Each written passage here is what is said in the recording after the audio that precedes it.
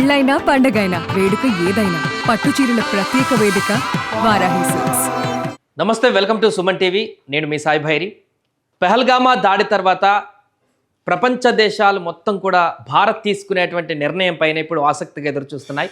భారత్ ఎలాంటి చర్య తీసుకుంటుంది, ఎలాంటి నిర్ణయం తీసుకుంటుందని ఆసక్తిగా ఎదురు చూస్తున్నటువంటి ప్రపంచ దేశాలు ఒకవైపు ఉంటే, పాకిస్తాన్ కూడా ఎప్పుడు ఏం జరుగుతుందో, భారత్ నుంచి ఎలాంటి దాడి జరుగుతుందో అని నిత్యం నిద్రలేని రాత్రులు గడుపుతుంది బార్డర్లో.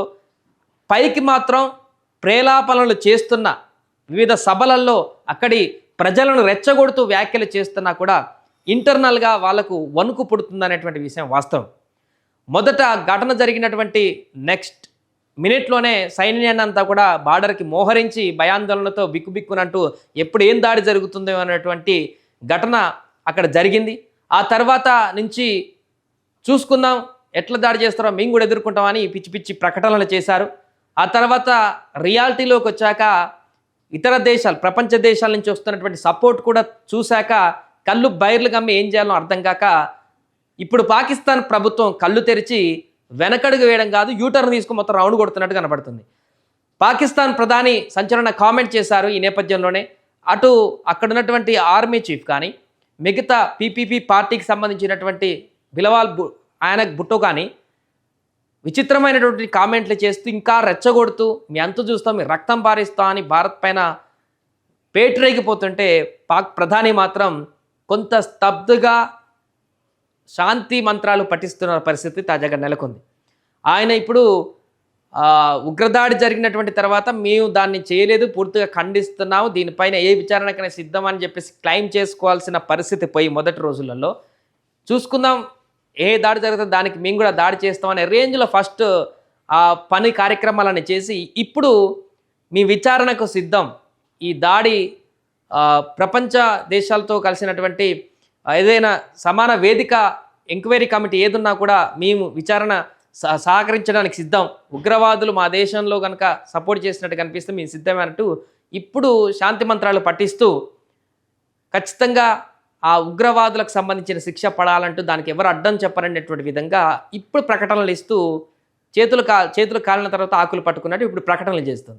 మరొక వైపు ది రెసిస్టెంట్ ఫోర్స్, ఎవరైతే పహల్గామ్ దాడిలో కీలక సూత్రధారులుగా ఉన్నారో, ఆ ఉగ్రవాదులు కాల్చి చంపినటువంటి వ్యక్తులు ఉన్నారో, ఆ దుండగులు ద రెసిస్టెంట్ ఫోర్స్కి సంబంధించినటువంటి వ్యక్తులంటూ కూడా వాళ్ళు ప్రకటించి దాడి జరిగిన వెంటనే వెకిలి చేష్టలు చేసి పోస్టులు పెట్టి ఇది మా పని అంటూ కూడా అదేదో ఘనకార్యం చేస్తున్నట్టు పోస్టులు పెట్టుకొని విర్రవీగిన తర్వాత ఇప్పుడు రియాలిటీలోకి వచ్చిన తర్వాత పాకిస్తాన్ దేశమే కనుమరుగైపోతుంది అనేటువంటి ఒక ఆందోళన వ్యక్తమైనటువంటి తర్వాత ఇప్పుడు పాక్ ప్రభుత్వం ఒత్తిడి చేసిందా, లేకుంటే అక్కడ ఉన్నటువంటి మిగతా నేతలు ఒత్తిడి చేశారా, లేకుంటే వాళ్ళకే సీన్ అర్థమైపోయిందా ఏమో తెలియదు. కానీ ఇప్పుడు మళ్ళీ యూటర్న్ తీసుకొని ది రెసిస్టెంట్ ఫోర్స్ అసలు మాకు ఆ ఉగ్రదాడులతో సంబంధమే లేదు, మాకు సంబంధమే లేదు, మేము పెట్టిన పోస్ట్ అప్పుడు అది హ్యాకింగ్ వల్ల జరిగినటువంటి పోస్ట్, మాకు సంబంధం లేకుండా వచ్చినటువంటి పోస్ట్ అనేటువంటి ముసలి కన్నేళ్ళు పోస్టు వచ్చి అంటే పహల్గామా దాడి జరిగినటువంటి తర్వాత పోస్టు ఈ ద రెసిస్టెంట్ ఫోర్స్ పెడితే 3-4 రోజుల తర్వాత ఇప్పుడు వాళ్ళు హ్యాక్ అయిందనేటువంటి విషయం వాళ్ళకి తెలిసింది.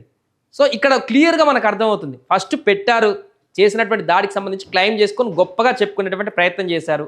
ఇప్పుడు ప్రపంచ దేశాల నుంచి వస్తున్నటువంటి వ్యతిరేకత, ఆ పాకిస్తానే ఇప్పుడు అల్లకల్లోలంగా మారేటువంటి పరిస్థితి ఏర్పడ్డ తర్వాత చేతుల కాళ్ళకి ఆకులు పట్టుకున్నట్టు ఇప్పుడు మేము పోస్ట్ మేము పెట్టలేదు, ఎవరు హ్యాక్ చేసి ఉంటారు, అందుకనే ఆ పోస్టు అక్కడ ఉంది, దీని వెనుక మేము దర్యాప్తు చేస్తున్నాం, అసలు ఎలాంటి సైబర్ అటాక్ జరిగింది మా సోషల్ ప్లాట్ఫామ్ మీద అనేటువంటి ఈ చిన్నపిల్లల మాటలు మాట్లాడుతూ ఒక ప్రకటన విడుదల చేసింది ది ఆర్ఎఫ్. సో దీంతోనే అర్థమవుతుంది పాకిస్తాన్ ప్రస్తుతం ఎంత భయాందోళనకు గురవుతుందో, అక్కడున్నటువంటి ఉగ్రదాడికి పాటుపడినటువంటి ఉగ్రమూల భావజాలాలతో ఉంటున్నటువంటి ఈ సంస్థలు కూడా ఇప్పుడు భయాందోళనకు గురవుతూ ప్రకటనలు ఇస్తున్నాయంటే అర్థం చేసుకోవచ్చు ఎలాంటి వెన్నులో వణుకు పుడుతుందో అక్కడున్నటువంటి వారికి. ఇప్పటికే సైన్యం సిద్ధమైపోయింది, అంటే దౌత్యపరమైనటువంటి ఒప్పందాలతోనే వాళ్ళకి సినిమా అర్థమైపోయింది, ఏం జరుగుతుంది ఏం జరగబోతుంది. గతంలో లాగా ఏమో సర్జికల్ స్ట్రైక్ చేస్తే కాసేపు హడావుడి చేసి వదిలేస్తారని చెప్పేసి అనుకున్నారో ఏమో కానీ మొదట్లో, ఇప్పుడు మాత్రం సీన్ మారిపోయింది. ఎవరు ఊహించినటువంటి విధంగా దశాబ్దాలకు సంబంధించినటువంటి ఒప్పందాలను కూడా రద్దు చేస్తూ దౌత్యపరమైనటువంటి భారీ దెబ్బ భారత్ పాకిస్తాన్కి తీయడంతో వాళ్ళకు ఫీజులు బ్లాంక్ అయినట్టు కనిపిస్తున్నాయి. ఇంకా ఇంతటితో అయిపోలే, ఇంకా ప్లాన్ బి, సి, ఇంకా డీలు ఉన్నట్టుగా కనిపిస్తున్నాయి. భారత అస్త్రాలు కూడా దించబోతుంది దౌత్యపరంగానే. ఇంకా ఫిజికల్గా అటాక్ చేస్తే ఎలా ఉంటుందో అందరికీ తెలిసిందే. అందుకే ఇప్పుడు వెన్నులో వణుకు పుడుతున్నటువంటి పాకిస్తాన్కి సంబంధించినటువంటి అక్కడ ప్రభుత్వమే కానీ మిగతా వాళ్ళే కానీ ఒక్కొక్క అడుగు వెనక్కి వేస్తూ ఇప్పుడు అది మాకేం తెలియదు, మేము కూడా మద్దతు ఇస్తాం అనేటువంటి విధంగా ప్రకటనలు చేస్తున్నారు. ఏదేమైనా కూడా ప్రస్తుతం అక్కడ ఉద్రిక్తమైనటువంటి పరిస్థితులు ఈ రకమైన ప్రకటనలు ఒకవైపు చేస్తున్నాయి.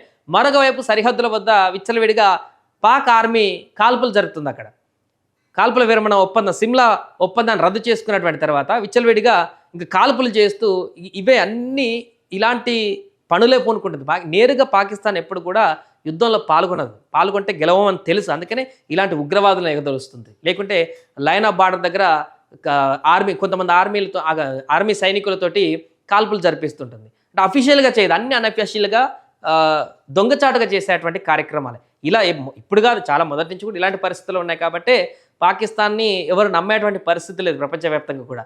ఏదేమైనా కూడా ప్రస్తుతం యుద్ధ వాతావరణం నెలకొన్నటువంటి సందర్భంలో పాకిస్తాన్ వెనకడుగు వేసి కొంత భయాందోళనకు గురవుతున్నటువంటి విషయం అయితే స్పష్టంగా అర్థమవుతుంది.